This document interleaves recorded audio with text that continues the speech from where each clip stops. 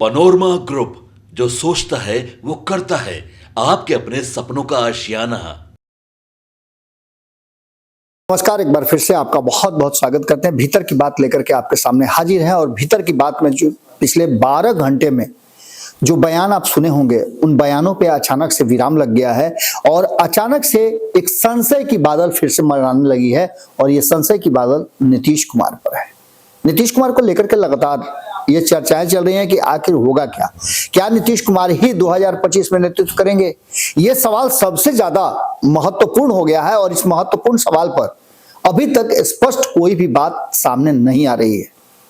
नेताओं के बयान पल पल बदल रहे हैं। ऐसा लग रहा है कि अभी जो बयान दिए हैं ना, ये बयान जैसे ही आला कमान के पास जाता है, वहां से डांट पिलाई जाती है और बयान तुरंत बदल जाता है। ये बात हम स्पष्ट तरीके से नहीं बता रहे हैं, लेकिन बयानों के बदलने और पल पल जिस तरह के चीजें सामने आ रही हैं, हर क्षण बिहार की राजनीति में एक नया अपडेट आ रहा है, उसको लेकर के निश्चित रूप से हमारे लिए भी बड़ा ही संशय का विषय है। आपको जैसे कि जानकारी मिली होगी कि हमारे लगातार सीनियर रिपोर्टर हों, स्ट्रिंगर हों, वो हर राजनीतिक दल के नेताओं से वो हर सवाल पूछ रहे हैं जिन सवाल का जवाब बिहार में आने वाले 2025 के चुनाव से जुड़ा हुआ है। लेकिन उस सवालों के साथ साथ ये सवाल भी सबसे ज्यादा अहम हो गया है कि क्या भारतीय जनता पार्टी और 5 साल तक नीतीश कुमार के पीछे पीछे चलने के लिए रेडी है। क्या नीतीश कुमार को लेकर के एनडीए गठबंधन में सब कुछ ठीक ठाक है। इस बात को लेकर के कहा तो सब जा रहा है कि सब कुछ ठीक ठाक है, लेकिन जिस तरह के बयान आ रहे हैं और जिस तरह रोज नई नई परिस्थितियां पैदा हो जाती है और पूरे दिन वो परिस्थिति शाम होते होते तक कोई नया रूप ले लेती है, रात खत्म होते ही सुबह होते होते वो बयान बदल जाते हैं। कल ही आपने देखा होगा कि अचानक से एक बैठक बुलाई गई। ये बैठक एनडीए घटक दलों की थी और जनता दल यूनाइटेड के कार्यालय में बुलाई गई थी। इस बैठक के ठीक पहले नीतीश कुमार ने अपने सारे कार्यक्रम रद्द किए थे। उसमें भी संशय था। कोई कह रहा था कि नीतीश कुमार जी को सर्दी जुकाम हो गया है, कोई कह रहा था कि नीतीश कुमार जी के पैर में चोट लग गया है। वास्तविकता क्या है, ये अब तक मेडिकल रिपोर्ट जारी नहीं हुआ है, जो कि बिहार के मुख्यमंत्री जो 14 करोड़ लोगों के आंख के तारा हैं, उनके मेडिकल रिपोर्ट को निश्चित रूप से सार्वजनिक करना चाहिए था, लेकिन वो मेडिकल रिपोर्ट नहीं आया है। कयासों के बाजार और अलग अलग तरह के बयान आ रहे हैं। जैसा कि आपको याद होगा कि कुछ दिन पहले ही नीतीश कुमार की यात्रा थी और उस यात्रा से ठीक पहले लोग ये कह रहे थे कि हाँ यात्रा होगी, हाँ यात्रा नहीं होगी, हाँ यात्रा क्यों कैंसिल हो गई। ये सभी बातें इतना ज्यादा असमंजस की स्थिति में थी कि आपसे क्या कहा जाए। यानी पार्टी के भीतर भी सब कुछ ठीक ठाक नहीं चल रहा है क्या। एक तरफ जहां जनता दल यूनाइटेड इस बात को लेकर के रिजिड है, आपने देखा होगा कि हमने खबरों में आपको बताया भी है कि संजय जायसवाल ने तत्काल बयान देते हुए अमित शाह के बयान पर पूरी तरह से उसको निरस्त किया है, खारिज कर दिया है। लेकिन वही भारतीय जनता पार्टी की तरफ से दिलीप जायसवाल का बयान कुछ दिन पहले आया था। जब अमित शाह के बयान पर खूब चर्चा चल रही थी तो यह कहा गया था कि दिलीप जायसवाल ने स्पष्ट किया था कि नीतीश कुमार या कोई भी नेतृत्व कौन करेगा इसका फैसला हम बैठ करके करेंगे, ये सड़कों पे फैसले नहीं होते हैं। और यही बात अमित शाह ने भी कही थी। उसके बाद की कहानी आप समझिए। उसके बाद की इस कहानी में एक नया मोड़ आया और इस मोड़ के साथ एक और बड़ी बात हो गई कि तुरंत जैसे ही 5 दल के नेता बाहर निकले तो एक नया बयान आ गया। सभी ने एक सुर में कहा कि नीतीश कुमार ही हमारे मुखिया होंगे, नीतीश कुमार के नेतृत्व में ही लड़ा जाएगा। लेकिन यही सवाल जब पूछा गया तो इस सवाल का जवाब बड़ा ही अजीब है, जो 12 घंटे में बदल गया है। 12 घंटे में फिर इस सवाल का जवाब देने में कहीं ना कहीं दिलीप जायसवाल ने एक नई ट्विस्ट ला दी है। दिलीप जायसवाल ने ये बात कही है कि जो बयान थे, जो हम बात कर रहे हैं, वो हम अपने स्तर से कर रहे हैं। हम डिसीजन मेकिंग करने वाले लोग नहीं, डिसीजन मेकर नहीं है। हम एक अदना सा पार्टी के वर्कर हैं। हमारे हाथ में जो है हम बता रहे हैं आपको, यह फैसला तो ऊपर से होना है। हम कल की मीटिंग में जो गए थे वो ये करने के लिए, फैसला करने के लिए नहीं गए थे। कि नीतीश कुमार हमारे नेता होंगे कि नहीं होंगे, उनके नेतृत्व में लड़ेंगे कि नहीं लड़ेंगे।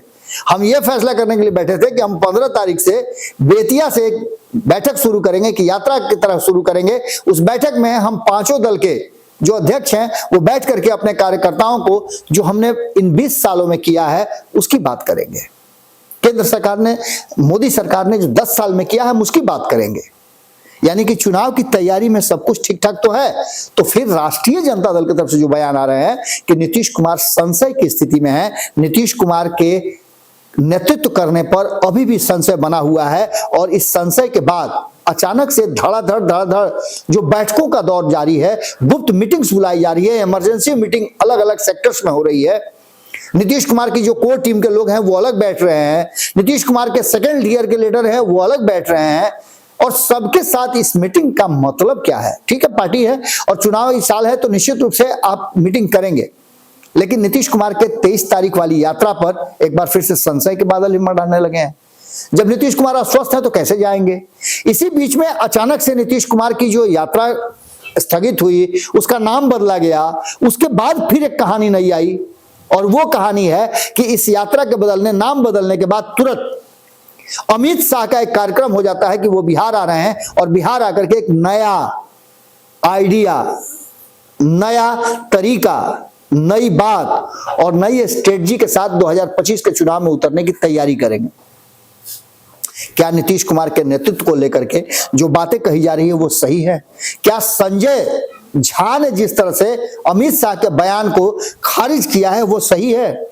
या फिर अभी अभी थोड़ी देर पहले आपने देखा होगा भारत लाइव पे सागर ने प्रदेश अध्यक्ष जो जनता दल यूनाइटेड के हैं उनसे बयान लिया है, उन्होंने भी स्पष्ट किया है कि नेतृत्व तो नीतीश कुमार का ही होगा, लेकिन उन्होंने ये स्पष्ट नहीं किया है कि एनडीए के नेतृत्व में रहेंगे या फिर नीतीश कुमार कहीं और अपने लिए ठिकाना खोजेंगे।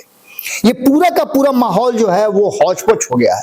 इसी बीच में मृत्युंजय तिवारी ने एक बड़ा बयान दे दिया है। वहीं आपने तेजस्वी यादव का भी सुना होगा, पूर्णिया हो, कटिहार हो, कहीं से भी वो बयान दे रहे हैं। तो नीतीश कुमार के सरकार के जो कार्यकाल है उस कार्यकाल में क्या हुआ क्या नहीं हुआ उसकी बात कर रहे हैं। तो वहीं आपको बता दें कि नीतीश कुमार की यात्रा को उन्होंने अलविदा यात्रा नाम दिया है। यात्रा का नाम तो बदला ही है, लेकिन अब जो वर्तमान परिस्थिति बनी है उसमें कहा यह जा रहा है कि भारतीय जनता पार्टी ने बहुत मेहनत किया था झारखंड में, लेकिन सफल नहीं हो पाई। उस सफलता का जो ग्राफ और जो मेहनत वहां किया गया था उस मेहनत को अब बिहार में करके वहां जो कमी रह गई है यहां पूरा करने की कोशिश में भारतीय जनता पार्टी लग गई है। और यही कारण है कि नीतीश कुमार को के मना करने के बावजूद अमित शाह को बिहार का प्रभार दे दिया गया एक तरह से, और बिहार के मामलों में अमित शाह का ही फैसला सर्वोपरि माना जाएगा। ये पूरी कहानी इस दिशा में घूम गई है और दिखा रही है कि कहीं ना कहीं नीतीश कुमार के लिए अभी भी संशय की स्थिति है, क्योंकि बयानों के बदलने से बहुत कुछ बदलता है।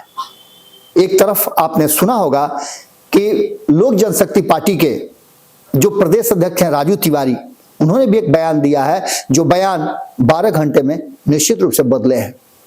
उन्होंने कहा है, जो हम पहले से बताते आ रहे हैं, जो चिराग पासवान ने एक निजी चैनल के इंटरव्यू के समय में बताया था कि चिराग पासवान इसलिए राजनीति में आया है कि वो बिहार को देख करके आया है।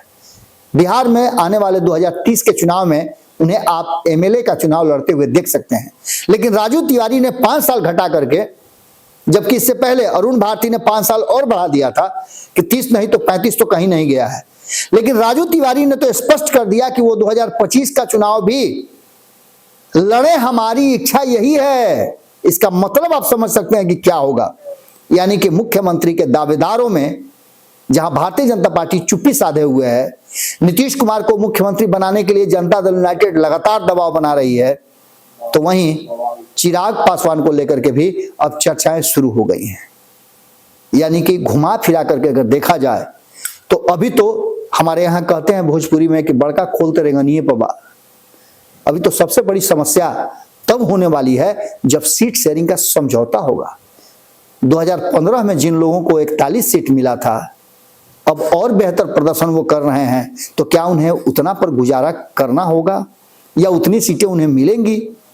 जो लोग नीतीश कुमार के आने के बाद संकट में हैं, जिन्हें 2015 में 31 सीटें मिली थी, क्या उन्हें 31 सीटें मिलेंगी? संभव तो नहीं लगता है। वहीं जिन्हें 21 सीट मिली थी, क्या उन्हें 21 सीट मिलेगी? यह भी संभव नहीं है। यानी कि एनडीए के भीतर सबसे पहला जो हर्डल है, मुख्यमंत्री के चुनाव, नेतृत्व, इन सबसे बड़ा हर्डल ये सब तय भी हो जाएगा, तो सबसे बड़ी बात जो आएगी, झमेला जहां होगा, वो होगा सीट शेयरिंग का। और वहां आकर के एक बार फिर से अगर एनडीए कोलैप्स हो जाए तो कोई बड़ी बात नहीं होगी। अभी तो बहुत कुछ देखना बाकी है। अभी तो ये खरमास का नजारा चल रहा है। हमने आपको शुरू दिन ही बताया था, 15 तारीख को ही बताया था, जब नीतीश कुमार की यात्रा कैंसिल हुई थी, तो हमने बताया था कि क्या पहले से पता नहीं था कि खरमास 15 तारीख को शुरू हो जाएगा। दही चूड़ा बिहार में बहुत बड़े बड़े राजनीतिक घटनाक्रम का गवाह रहा है। एक बार फिर से दही चूड़ा कोई बड़ा राजनीतिक घटनाक्रम बिहार में कर दे तो कोई बड़ी बात नहीं होगी। पहले भी संशय की स्थिति है, और प्लान जिस तरह से बन रहा है, मूड जिस तरह से घंटे घंटे चेंज हो रहा है, वो साफ नजर आ रहा है कि बिहार में राजनीतिक स्थिरता अभी नहीं आई है। अस्थिरता में आने वाला 2025 का चुनाव निश्चित रूप से कोई नया रंग दिखाएगा। जुड़े रहिएगा भारत लाइव के साथ। कमेंट बॉक्स में अपनी राय जरूर रखिएगा, क्योंकि आपकी राय हमारे लिए बहुत ही महत्वपूर्ण है। बहुत बहुत धन्यवाद। नमस्कार। पनोरमा ग्रुप, जो सोचता है वो करता है। अगर ये वीडियो पसंद आई और वह बिहार के राजनीति और बिहारियत से सरोकार रखेनी, तो सब्सक्राइब बटन दबा के चैनल के सब्सक्राइब कर ली। ओजे एगो घंटी बा, ओकरा बटन दबा देला से कुल सटीक और मारक खबर रुआ मुफ्त में मिल जाई। अगर रुआ पत्रकारिता के हमनी के नया प्रयोग में सहयोग कर चाहतानी, तो ज्वाइन बटन दबा दी। पेटीएम नंबर नोट कर ली, 9386816700। धन्यवाद।